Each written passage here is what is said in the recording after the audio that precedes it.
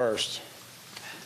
What was the mission today when you got in front of the guys? Sure, we talked about, introduction, right? Got a lot of new faces on the staff, so I think it was important to do some introductions.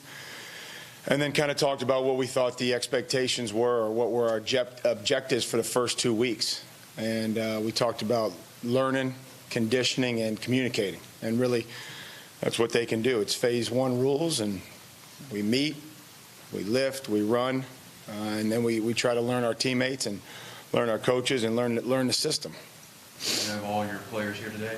Obviously, we didn't take attendance, and everybody understands it's voluntary. So I don't really, to be honest with you, I don't know. It looked pretty good to me, but again, we didn't take attendance, and the guys that were here seemed engaged, set in on the offensive meetings and the defensive meetings, and then, we'll get an update on what they looked like, from a conditioning perspective, the ones that were here from Tom and his crew. You said you talked about this day since you got the job. I mean, how good was it to get started, to deliver a message? There wasn't much sleep last night. I was pretty excited to be able to come in here and stand up here in this room and, talk to our players and see our coaches back there, see our general manager, and just start working with players and try to start building this thing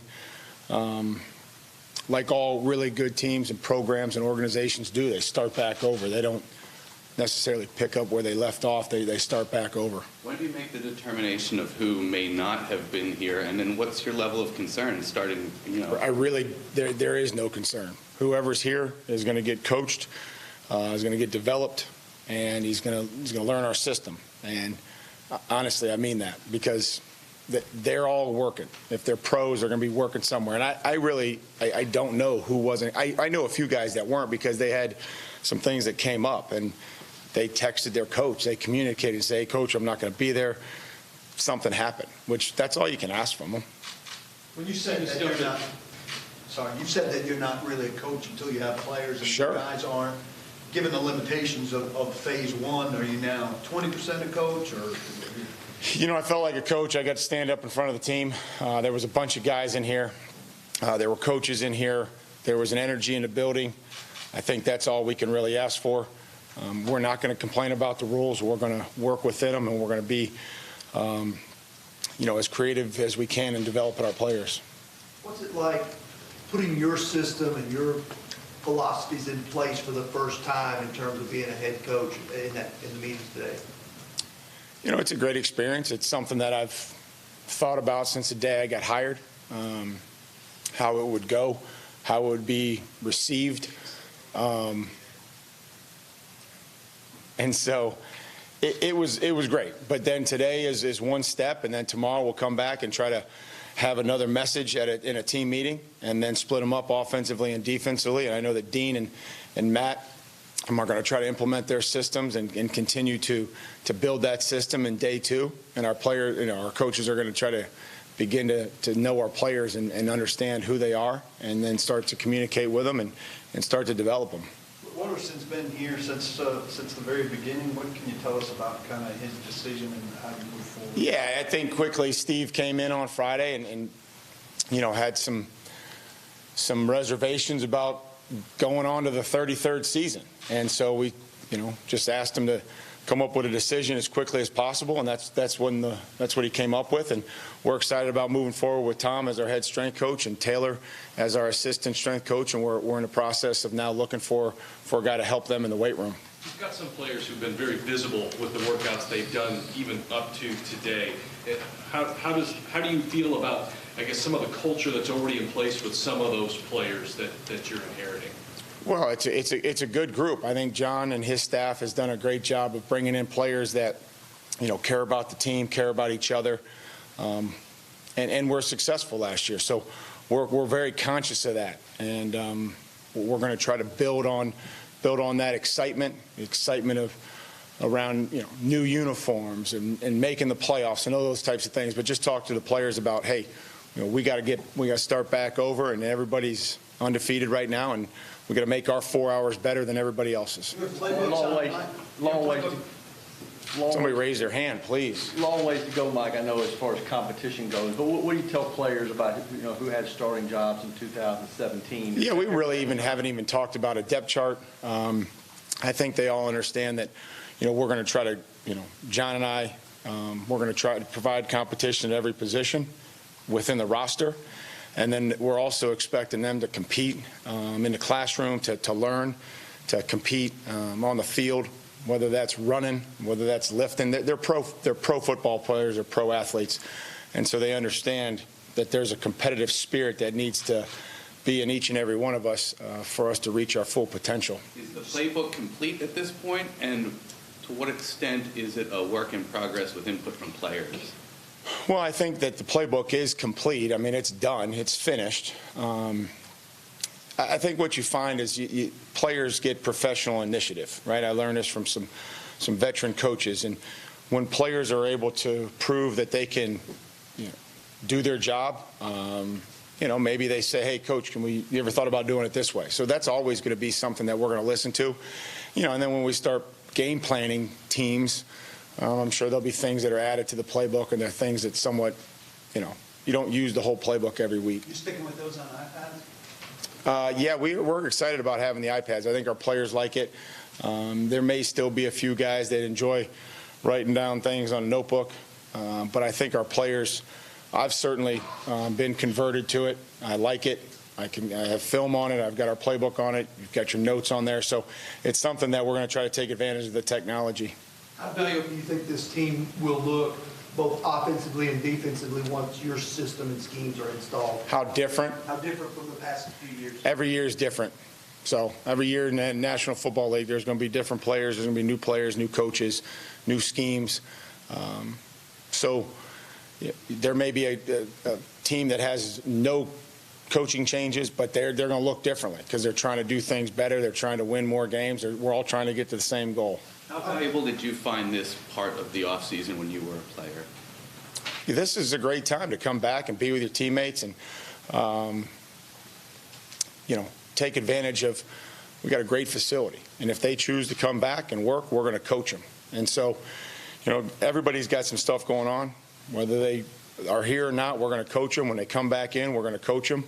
So there's everybody's got a different situation. Sometimes when I was a player, I went to the OTAs. I was 33 years old. I had 2 kids. It was like, I just went to the OTAs. And then I was a 22-year-old player. I was at all the off-season conditioning things. And so it's year to year, player to player, case-by-case basis. Can Benny Logan be a force for you in the middle against the run? Well, he's stout. He's stout. He's strong. No-nonsense guy. Got that impression from him early on in a visit that this is a guy that John and I felt really good about joining our team, what he's about, what his makeup is. He's the type of player that he is. He's physical, and he's a good guy. I think he'd be a great teammate. How healthy are guys coming back? Obviously, Jack's still rehabbing from the knee surgery. You got very many other guys that are nursing injuries? Well, I think that we're a healthy team. I think like a lot of teams that have had a extended layoff, that we're fairly healthy. I mean, you mentioned Jack, but I'm new to this, but I don't think there's an injury report that we have to put out right now. Do we, Robbie? No. Good. What's the education process like with the new lowering of the helmet rule? I'm not going to touch on that, but I do think, I think that it's important. Anything we can do to make our game safer for our players, the players in college at every level, players in high school at every level, and most especially the players at the youth level, whatever we can do to make it safer, that we need to try to do that. Now, I know that there's going to be some more conversations with the league, with the coaches, with the competition committee. So I don't think, I can really comment on where that thing is going, but I know that there's going to be some communication, I think, as we move forward. Do you anticipate having to spend extra time on that, though, on the fundamentals? Well, we're always spending time on the fundamentals. And so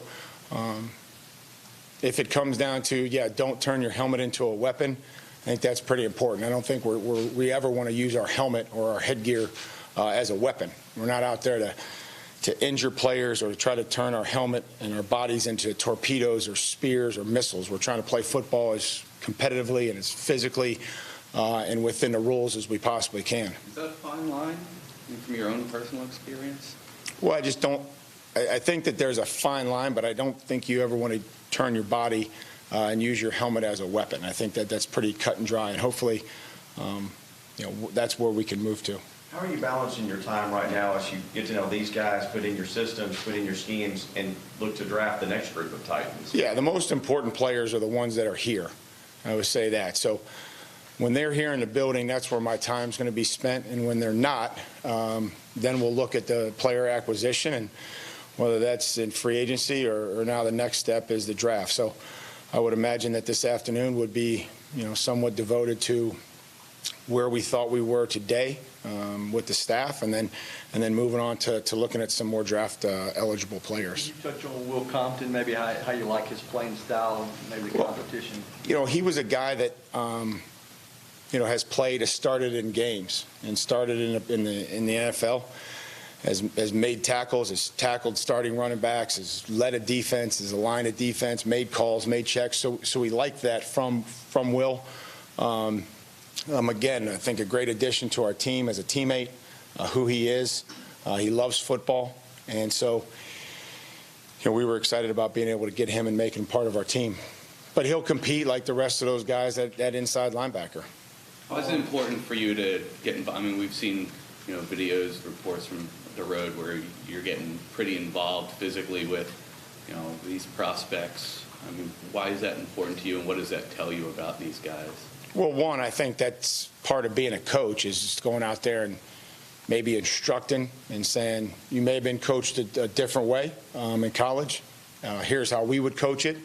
One, you see how quickly they pick it up. Two, when you're out there, you get a feel for what the guy's strength's like. I mean, some of these guys, they hit you and you kind of go flying, and then some of the other ones, maybe not so much. So I think that it's at least good for me to be able to do that. I enjoy it. I think that it gives us some feedback on the player.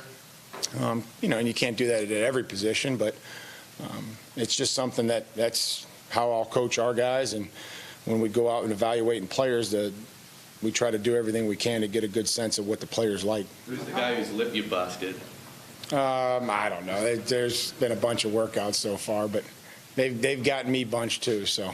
Do you give guys the eye test when you see them here for the first time to try to gauge how good a shape they're in? No, I mean, they were all sitting in the chairs and walking around the building, and so I'm sure Tom will say, these guys, they look pretty good. They ran. This is what we're going to do. And I told them, let's find out where they're at, and then kind of develop your program kind of from there and kind of take it from there. But most of these guys, they all been working, they all been doing something. They understand that they're a professional football player. And so, whether they're back here in the dead period working in our building or they're somewhere else working with somebody, they're all doing something, I would imagine. How important is it for Marcus to come into this offseason completely healthy, not having to worry about rehab, where all he's got to do is learn the new offense and get ready for the season? It's going to be important for everybody to be healthy, be engaged, be here, try to learn, try to develop. So whether that's Marcus, Taylor Lewan, Ben Jones, Derrick Henry, it's going to be important for them all to be healthy, be engaged, try to learn, and try to be a great teammate. Imagine you enjoy that integration process, I guess, with Marcus as the head of the offense and what you guys already have with the playbook set. How long? I didn't. Like for it to integrate together with what the players. We're not going to rush. I think that's a huge mistake that we could make is try to rush and try to shove a bunch of stuff, down their throats. We do have, 2 weeks before we have a voluntary mini camp, which that'll be my job to kind of evaluate where we're at. I don't want to go out on the field with a bunch of stuff and have them not be able to execute. Whatever we feel like we know, then that's what we'll run during the mini camp. Did you enjoy hearing whatever got to you about Marcus gathering with those guys out in California? Sure. I mean, anytime our players can get together in the offseason and go out and work together, I think that's a positive. And so the guys seemed like they were excited. They had a good group out there. They were working. Marcus enjoyed the guys that he was with from a coaching perspective out in California. And so for him to be able to share that with with our receivers and some of our tight ends, I think that's great. How much is this, if you're giving your team a one-line message, is that it? I think that's, at the end of the day, that's what football comes down to. I think knowing what to do and playing fast and aggressive. Are they going to film these signs and stuff, or how does that go? Is this just like a news conference, or do they go in the locker room and put stuff in, like, because, you guys go in the lockers, like that locker room is like it's important to the players. So I hope that we don't go in guys' locker and film stuff in their locker. I've heard that happen before.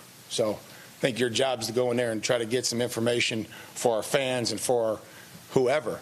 But understand that that's a player, that's an NFL player's, it's pretty sacred in there once you get down to it. So hopefully we don't have any of that going on where guys are nosing around or women are nosing around guys' locker. I'm not looking to do that, but the Sure. public press conference, and I that just- seems Sure, but kosher. I'm just making a point about the locker room. When you took the job and you were introduced, you talked about your relationship with Marcus and how important that was going to be. Mm-hmm. Does that start today? And have you ever had to connect with a quarterback before? Well, my son used to play quarterback until he said he didn't want to play football anymore. So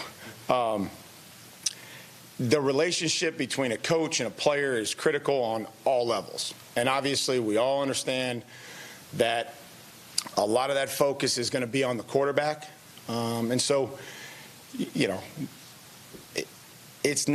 didn't get started today. That relationship didn't get started today. It has started since the day that I got hired, and he pops into town and he says hello, or he's got this going on, or we're talking about his brother at Oregon, or, whatever may be happening. I think it takes time. And, to the point I was trying to make to Cameron is that you don't want to rush anything. I told our coaches, we don't have to jerk the wheel and try to get to where we want to get to just today. Today was one day, it was a good step, and it was also an important way. Somebody's out of tape, I think. How about that? That means we're almost. Put that in the Smithsonian. That must be the timer. Exactly where it's going. So you don't want to rush. You don't want to rush. I may have Taylor Lewan or Ben Jones. I've had history with Ben Jones, or now with Xavier Su'a-Filo, that these guys that I've known before, right? You kind of have a better relationship with them just because you've spent time with them.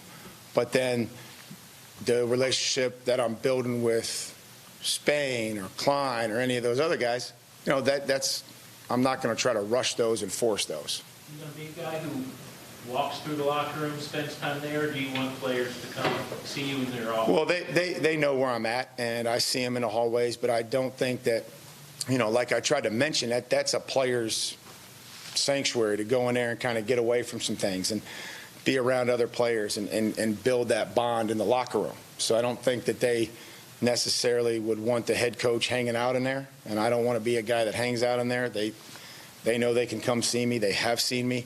They will see me, and if I need to see a player, I'll walk in and kind of grab them, but I'm not going to hang out in the locker room. I don't think that's where I should be. Last one here. What kind of reviews you get for your Florida-Georgia line performance? Poor, Jim. Poor. Very poor. So, You didn't have anything coming this no. Hopefully that's the last song I got to sing in Nashville. Thanks, Coach. Thank you. Thanks, Mike.